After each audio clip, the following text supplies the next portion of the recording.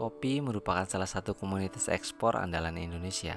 Sebagai negara keempat terbesar penghasil kopi terbaik setelah Brazil, Vietnam, dan Kolombia.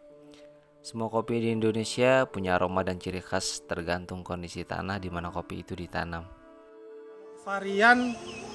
Variannya itu ada Lini S, ada Cobra, ada Sigara Rutang, ada Datura, ada. Ya itulah yang paling sering diomongin. Siklus buah ceri kopi dipanen dalam 8 bulan sekali.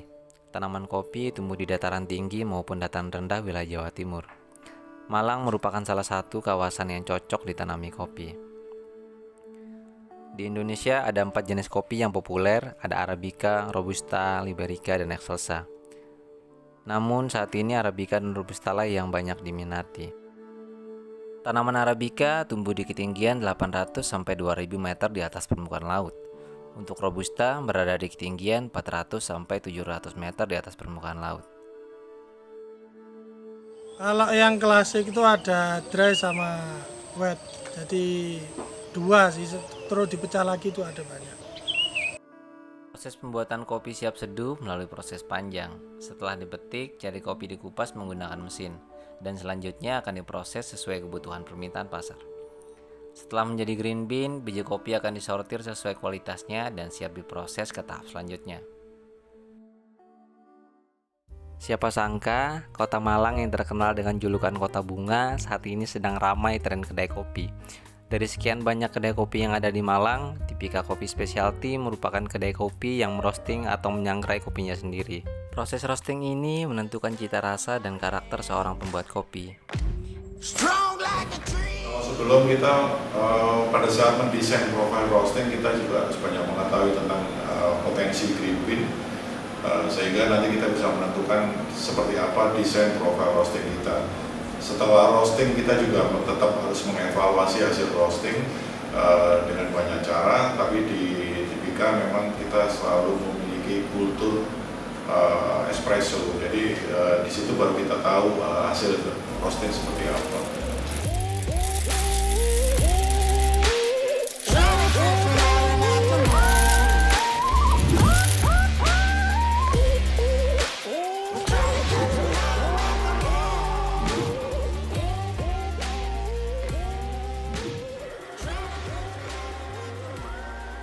Profile roasting sebenarnya adalah metode merostingnya di situ.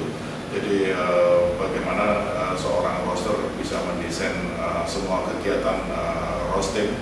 Kalau level roasting adalah tingkat kematangan. Jadi level roasting ada 3, light roast, medium roast, dan dark roast. Di dalam proses roasting, kopi mengalami tekanan suhu yang tinggi sehingga terjadi carbonize, sehingga pada saat setelah selesai roasting, kopi masih menyerap karbon, sehingga pada saat selesai roasting, kopi harus tetap dilakukan resting untuk digas untuk mengeluarkan CO2 dari kopi.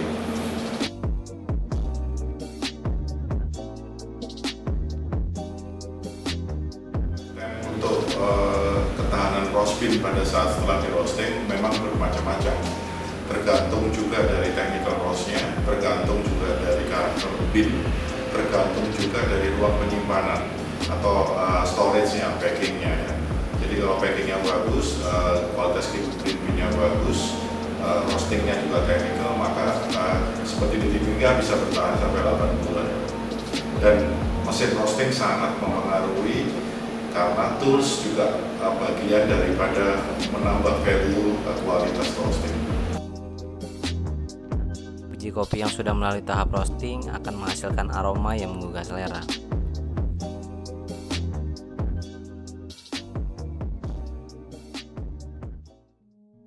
Setelah proses roasting, ada proses cupping, sebuah proses uji cita rasa kopi.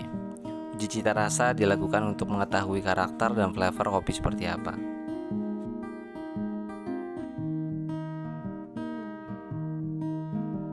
Tahap pertama adalah mencium aroma bubuk kopi sebelum diseduh.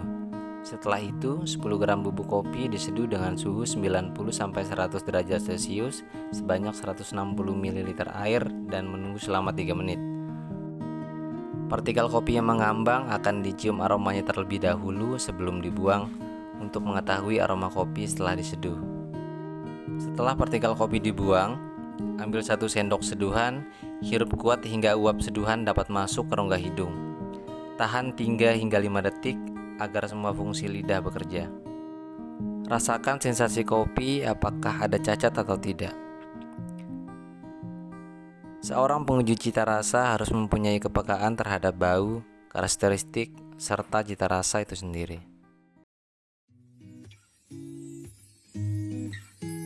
Hal yang paling penting dilakukan pada saat kalibrasi, pengecekan green size, pengecekan time brew, terus yield atau hasil espresso itu sendiri, dan yang terutama kembali lagi ke rasa konsistensi kopi tersebut. Tumbuh-tumbuhan liar tak tahu malu.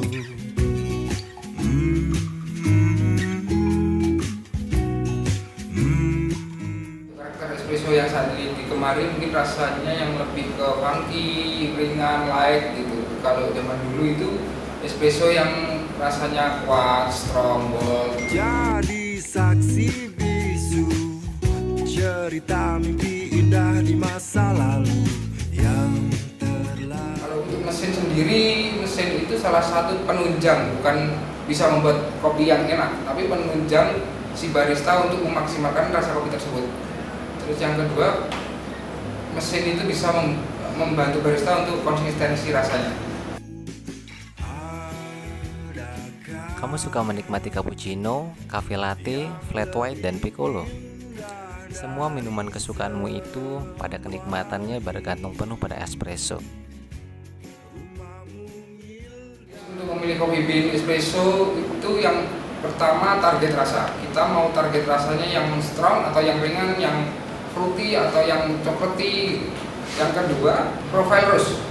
Profile roast itu juga mempengaruhi rasa kopi tersebut. Misalkan kita dapat profile roast yang light, yang muda, yang terang, itu lebih cocok untuk manual brew.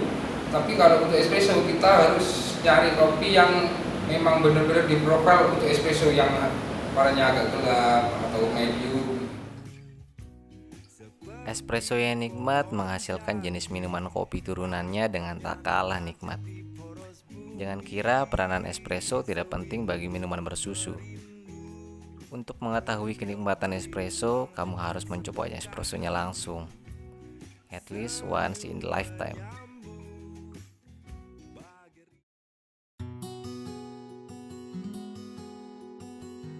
Manual brew, seperti namanya, adalah cara untuk menyeduh kopi secara manual tanpa menggunakan mesin espresso. Teknik ini berkaitan dengan bubuk kopi yang sudah digiling, kertas filter, dan air panas yang sudah ditentukan tingkat temperaturnya. Saya ketahui secara umum itu ada di pour over, ada di immersion, dan juga di kiln. Jadi untuk secara detailnya itu kan ada terbagi lagi, itu tadi cuma sekelompoknya aja. Kayak misalnya ada yang disuhu juga V60, ada juga yang disuhu Japanese, ada juga Aeropress, dan sebagainya.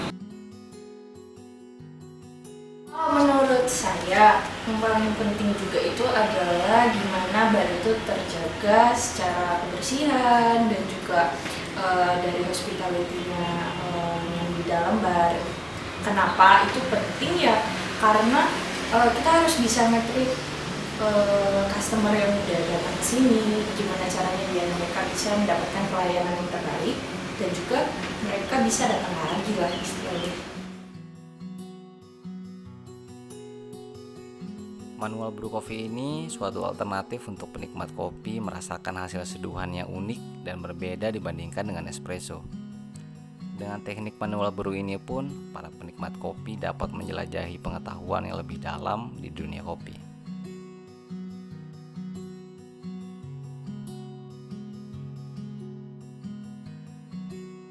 Yang secara umum orang-orang ketahui itu ya itu tadi di V60, kemudian gimana rasa yang dihasilkan, dan kebanyakan orang akan sharing soal itu, gimana sih cara menyeduh kopi lewat metode itu tadi. Hanya kayaknya yang lebih banyak dipesan orang-orang akhirnya menjadi isi-isi.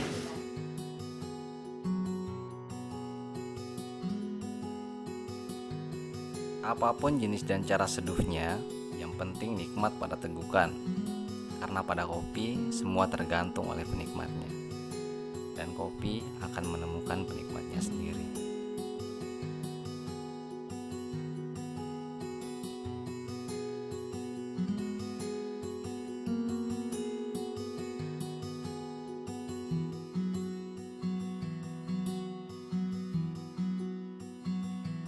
Menurut saya pribadi itu ada andilnya juga, tapi ya itu tetap dari gimana kualitas kopinya, terus gimana cara pengolahannya, dan sampai ke tangan si customer, itu juga berpengaruh.